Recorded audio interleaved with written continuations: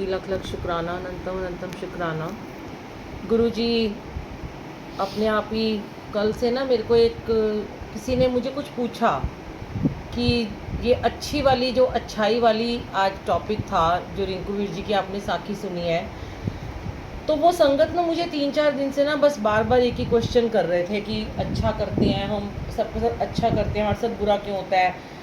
तो फिर मैंने ना ऐसे ही मैं उसको देख रही थी इंस्टाग्राम पे, तो मुझे अपने आप ही गुरुजी महाराज ने ये रिंकू वीर जी वाली साखी सुनवाई।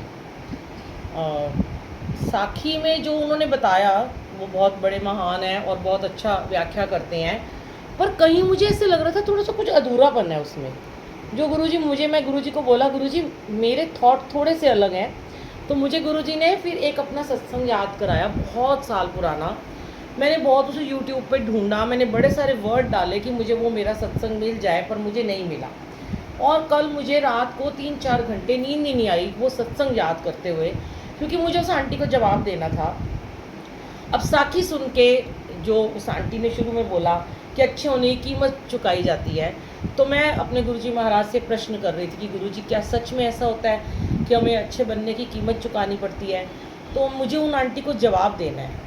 तो फिर गुरुजी महाराज ने बहुत सारी चीज़ें मेरे माइंड में डाली, और फिर मैंने आज सोचा कि मैं आज यही वाला सत्संग शेयर करती हूँ। शायद वो कहीं खो गया, फिर किसी को आंसर मिलना हो उस आंटी को, और उनके से बहुत सारे लोगों को आंसर मिलता है कि हम जब अच्छा करते हैं तो हमारे साथ बुरा क्यों होता है, सबसे बड़ी बात। अब इस साखी में तो यही कहा गया कि उन्होंने अच्छा किया, उस नौकर ने अच्छा किया कि भाई मालिक के साथ ईमानदारी से काम किया तो उसका बुरा हुआ। पर हमेशा याद रखना चाहिए हमें, गुरुजी जो सिखाते हैं हमें ये कहते हैं, उन्होंने आपको ये नहीं कहा कि अच्छा मत करो, और उन्होंने ये भी नहीं कहा, मेरे को इसलिए अधूरापन लगा कि उन्होंने इस बात थोड़ा सा और क्लियर किया होगा तो हमारे पास टॉपिक उतना ही था कि गुरु को मानो, गुरु की ही सेवा करो, गुरु के लिए अच्छा करो। लेकिन उन्होंने यहाँ ये नहीं बताया कि जो परिवार है, जो रिश्ते हैं, वो भी हमें कर्म काटने के लिए मिले। हम उनको छोड़ नहीं सकते, हम सिर्फ भगवान के पीछे लग नहीं सकते हैं कि हम जहाँ रहते हैं, हम जिस समाज में रहते हैं, जिस पति के साथ रहते हैं, जिन बच्चों के साथ रहते हैं, जिन सास ससुर, जिन दरानी जिठानियों के साथ रहते हैं, भाई बहन, जो माँ बाप ने हमें जन्म दिया है, हमारे साथ अगर वो बुरा भी करते हैं तो एक लड़की को ये समझाया जाता है कि तूने अच्छा ही करना है तो अच्छाई का फल तुझे अच्छा ही मिलेगा। कभी भी हम अपने बच्चों को, अपनी बेटियों को, जो कल मेरे से बात कर रही थी 2-3 दिन से, वो बिटिया, वो भी किसी की बहू बनी हुई थी, तो परेशान थी, तो वो क्वेश्चन करते ही हैं कि भी हम अच्छा करते हैं तो हमारे साथ बुरा क्यों होता है। तो मेरे से गुरुजी ने उसको ये कहलवाया कि तूने अपनी अच्छाई नहीं छोड़नी, बाकी भगवान के ऊपर छोड़ दो। तुम अच्छा होने के लिए तुम ये नहीं कि तुम उसे छोड़ दोगे, तुमको नहीं मैं सिर्फ भगवान का अच्छा करूँगा, मैं तो सिर्फ गुरु की सेवा करूँगा और भाड़ में गए मेरा घर, ऐसे नहीं होता।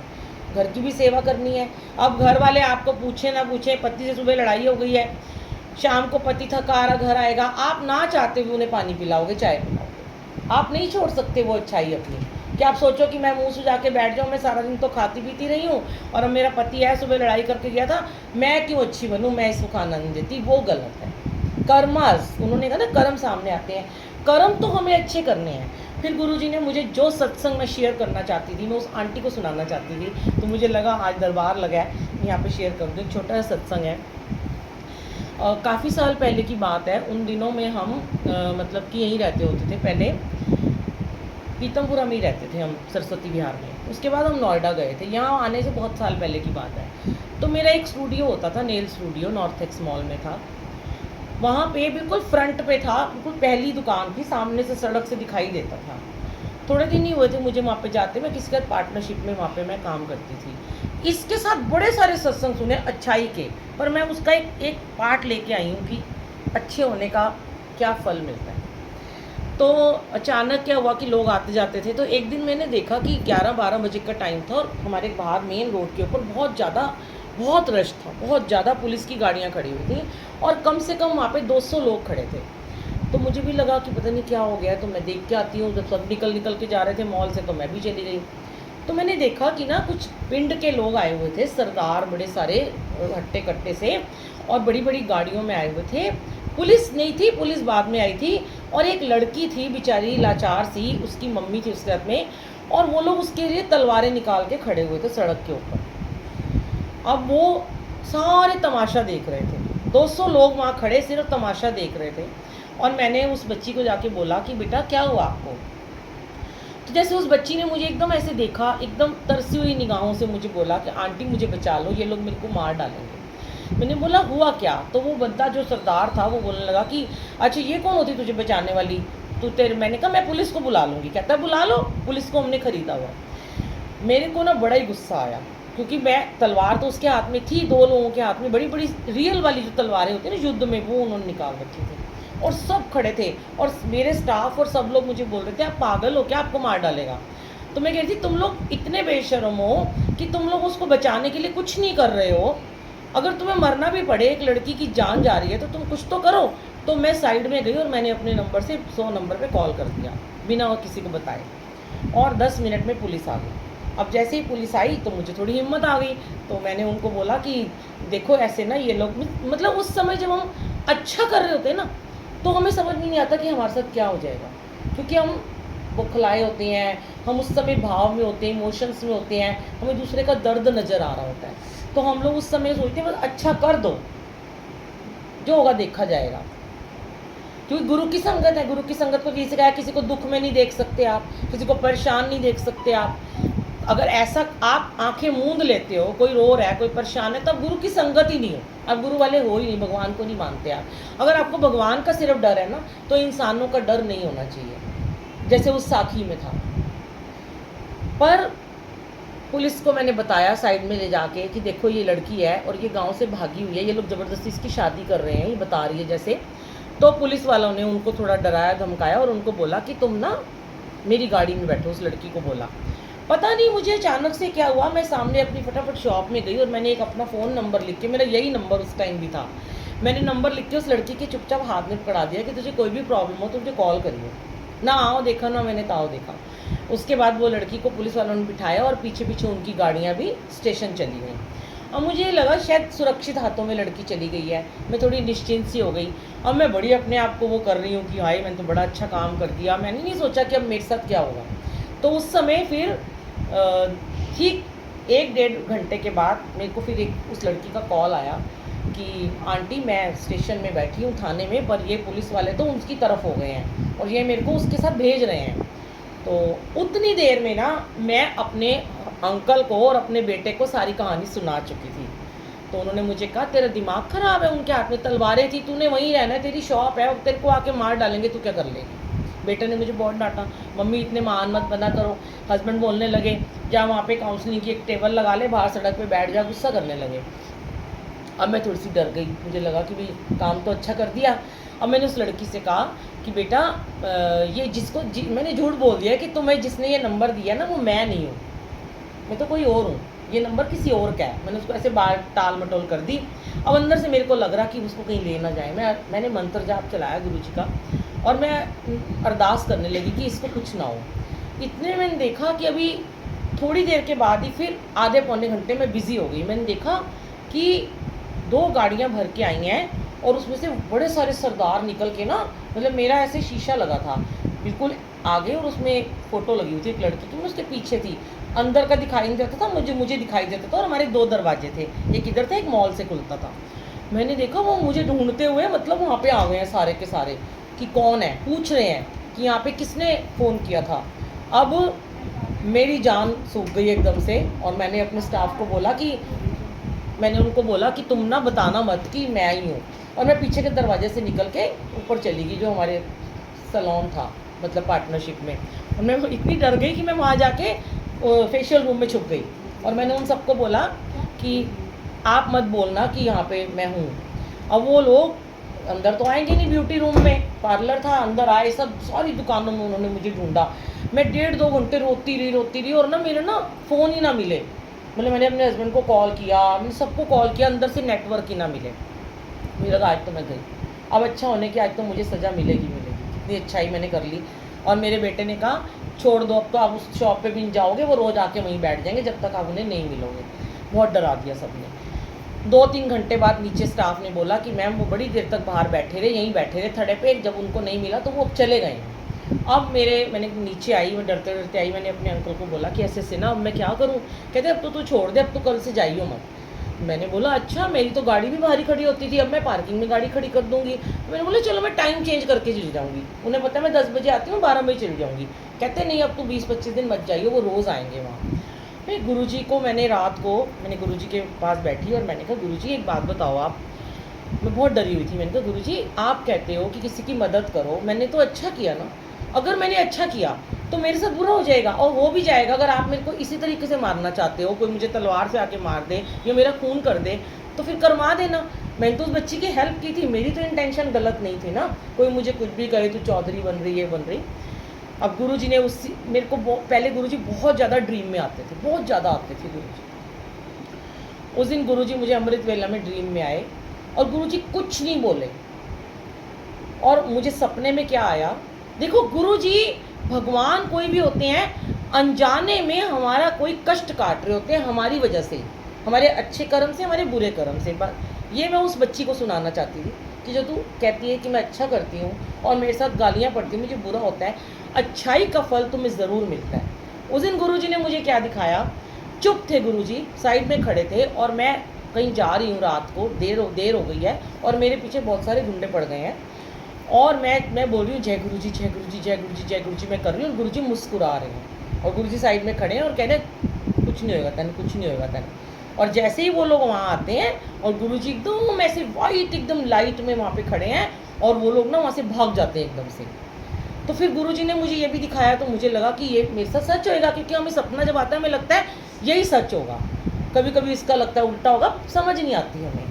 अब ये बात ख़त्म हो गई, पर मैंने इसको बड़ा पॉजिटिव लिया। मैंने इसको ये सोच के लिया कि गुरुजी ने मेरी रक्षा कर दी और हमेशा गुरुजी मेरी रक्षा ही करेंगे, मुझे कोई कुछ नहीं कह सकता, जो भी आएगा वो भाग जाएगा, क्योंकि मेरे साथ हमेशा मंत्र जाप गुरुजी का ऑरा रहता है।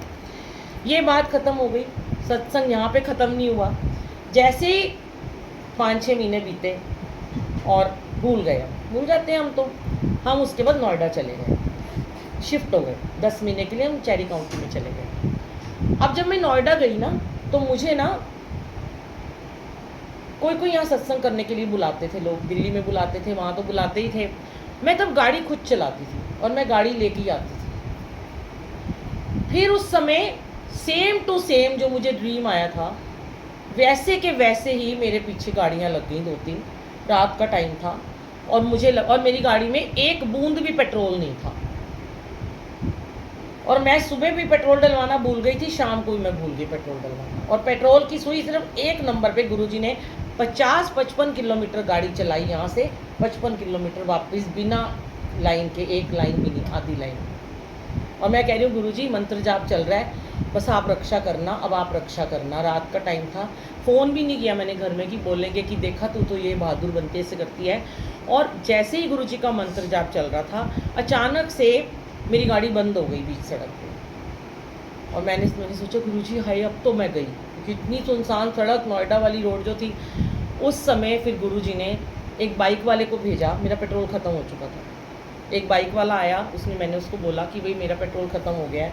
कहता है यहाँ तो दूर दूर तक पेट्रोल पंप ही नहीं है। मैंने कहा भाई बेटा तू कुछ भी कर दे, मतलब कैसे गुरुजी ने आके अच्छाई का बदला, गुरुजी ये मैं कहना चाहती हूँ कि हमें कभी ना कभी ज़रूर देते हैं, हमें उस समय समझ में नहीं आता कहाँ से किस रूप में वो लड़का आया।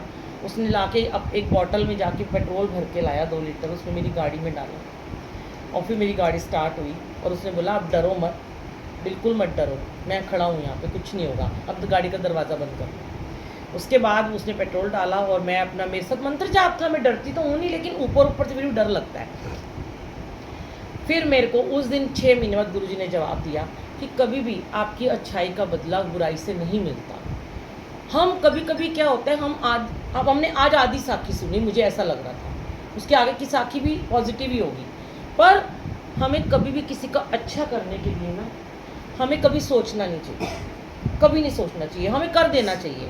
कई बार क्या होता है, हमारे घर में कोई मेड्स होती हैं, कोई ड्राइवर्स होते हैं, कोई गार्ड्स होते हैं, कोई बोल देते हैं हमारे लिए कुछ कर दो, हम छुप के भी कर देते हैं, हम बताते भी नहीं अपने घर में, हम फिर भी उसके लिए कर देते हैं।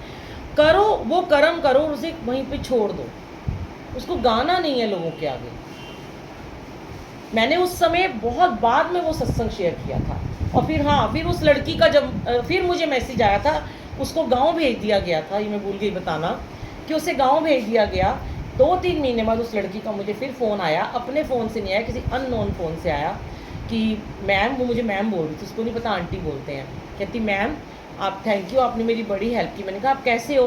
कहती मैं हूँ तो वैसी ही हूँ, डर तो मुझे अभी भी लगता है कि यहाँ बहुत ख़तरनाक लोग रहते हैं, पर उनको पुलिस ने पकड़ लिया। ये शुक्राना किया मैंने गुरुजी महाराज का कि हमारे हाथों से एक भला काम हुआ, एक बच्ची की रक्षा की हमने, लेकिन हम लोग फिर भी आंखें बंद कर लेते हैं। हमारे साथ कुछ बुरा हो रहा होता है ना, हम चुप हो जाते हैं। हमारे अपने ही घर में कोई बुरा कर रहा होता है ना, इवन मैंने यहाँ तक घर देखे हैं, 2-3 दरानी जेठानियाँ रहती हैं और किसी एक के साथ बुरा हो रहा होता है ना, सारे चुप रहते हैं। उन्हें लगता है, ये बात से मैं उनकी सहमत थी रिंकू वीर जी की, कि तुम सिर्फ अपने गुरु को खुश करो। ये बिल्कुल सच है। हम उस समय क्या कर रहे होते हैं, हम ये नहीं सोचते जब हर किसी में भगवान का अंश है तो इसे क्यों दुख मिल रहा है। हम उस समय अपनी सास को, ससुर को, पति को खुश कर रहे होते हैं, देवर को खुश कर रहे होते हैं कि ये ना कहीं बुरा मान जाए। हम उसको सताने वाले को सताने देते हैं कि अगर मैंने कुछ बोला तो ये तो मेरे भी खिलाफ हो जाएगी, तो मेरे से भी दुश्मनी करेगी मेरी सास। पर नहीं, गलत के खिलाफ हमेशा बोलो, कहीं गलत होते हुए देखो, बोलो। इसीलिए गुरुजी ने हमें सेवा में से खड़ा किया ना। मैं सेवा में भी, गुरुजी की सेवा में भी कुछ भी गलत होते हुए देखती हूँ तो मैं बोलती हूँ, क्योंकि मेरे को उस समय एकदम गुरुजी यही कहते हैं, तू मेरे वास्ते आई, कहना नु खुश करना ही है। अगर आज हम 50 संगत, 20 संगत, 100 संगत बैठी है, वो कहते हैं हम बातें कर रहे हैं, हमें करने दो, हम वीडियो बना रहे हैं, हमें बनाने दो, हमें फ़ोन का यूज़ करने दो, हम ये प्रसाद नहीं खाएंगे, हम उनकी हाँ में हाँ मिलाते हैं, इट मीन्स हम उनको खुश कर रहे हैं। हम जिनकी सेवा में आते हैं हम उन्हें भूल जाते हैं कि हम इन्हें खुश कर। एक रब को खुश कर लो, सारी दुनिया आपके खुश पीछे पीछे। पर अगर आप जब तक इस दुनिया के पीछे चलते रहोगे, चलते रहोगे, चलते रहोगे, भगवान कभी भी खुश नहीं होगा। पर प्रभु को खुश करना सबसे बहुत मुश्किल काम है, आसान काम नहीं है। अपना पूरा तन मन धन, जैसे उन्होंने कहा ना, उसने दिया, पर वो देने के बाद भी नहीं कभी भगवान खुश होते जब तक निस्वार्थ सेवा का भाव नहीं मन में आएगा। निष्काम सेवा जिसमें हमारा कोई फ़ायदा नहीं है।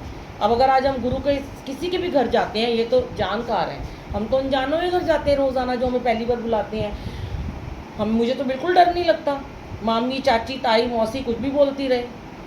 बहुत बार संगत बोल देती है, इतनी संगत बैठी होती है, भरा होता है कमरा, जरा सी जगह नहीं होती आगे। फिर रिश्तेदार आते हैं, ये मेरी बहन है, इनको आगे बिठा दो, ये मेरी माँ, इसको आगे नहीं, कि बिल्कुल नहीं बिठाना। जो आया पहले वही बैठेगा, जब जगह भर गई तो अंदर जाके बैठेंगे। यहाँ कोई मामी, ताई, चाची, मासी, मूसी कुछ नहीं होती है। इवन मैं तो ये भी कहती हूँ, कई बार लड़कियाँ कहती हैं, एक दो तो ऐसे थे, नाम नहीं लूँगी, इतना बुरा में एक बार सत्संग था, मेरे जानकारों का ही था, उसके बाद वो ऐसी नाराज़ हुई ना मुझसे, दोबारा उसने मुझे कही, और वो मेरी ऐसी थी, मतलब इसीलिए मुझे गुरुजी ने सिखाया कि ये लोग पहले तेरी पूजा करते हैं, तेरी इतनी जी हजूरी करते हैं। ओ बुलबुल आंटी, ये बुलबुल आंटी से मिलने का ड्रीम था, हाय बुलबुल आंटी हमारे घर आए, सेवा करने हमारा सपना था। और जब बुलबुल आंटी चली गई और जरा सा ये कह दिया, मौसी आगे नहीं बैठेगी, जगह नहीं है, दोबारा भूल गई बुलबुल आंटी को, ना कभी जय गुरुजी बोला और ना ही कभी नमस्ते की। तो यही आपका रिश्ता है। फिर क्यों हम इनके लिए लड़ें, इनके लिए हम क्यों अपने नियम को उल्लंघन करें। तुम्हारी मासी को खुश करने के लिए मैं नियम का उल्लंघन कर दूं, और उठा भी वो किसको रही थी उस दिन गुरुजी ने, जैसे ये बिठाई बच्ची, काम करते हो आप, कहाँ रहते हो, ये बच्ची काम करती है ना आपके घर में, आज ये यहाँ बैठी है, ऐसे ही वो लड़की बिल्कुल होस्ट के साथ बैठी हुई थी, और वो कहने लगी बार बार, उस फैमिली का ध्यान बस यही था।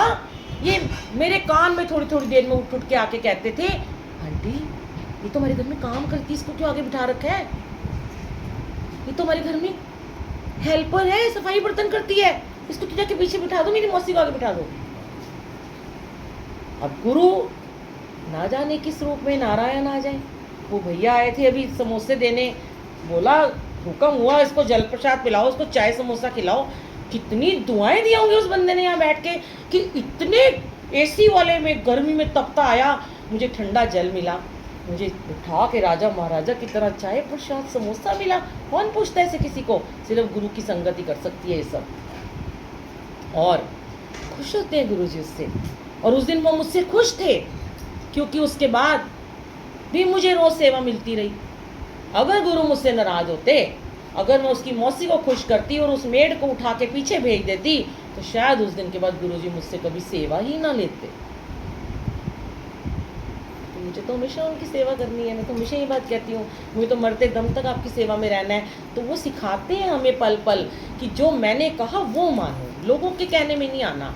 और नहीं वो तुझसे बात करेगी, एक तुझसे बात नहीं करेगा, उसके बाद मैं तुझे 365 दिन तो सेवा दे रहा हूँ। तो अगर उस एक को खुश करती तो 365 दिन अपने घर जाके बैठ जा, क्योंकि तू इस लायक ही नहीं है कि तू कोई सेवा कर सके। इसलिए अपने मालिक का हुक्म में रहा करो, उसकी रज़ा में रहा करो। शुक्राना गुरु जी, जय गुरु जी। पता नहीं कौन सा सत्संग कैसे किस चीज़ के लिए सुनाते हैं। Thank you so much.